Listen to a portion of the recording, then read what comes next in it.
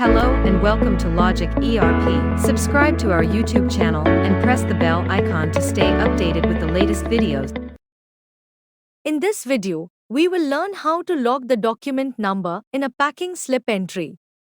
Let's first understand the default behavior.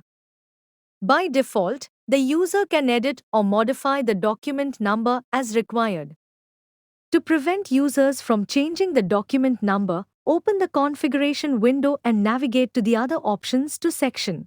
Here, you will find the option labeled Log Document Number.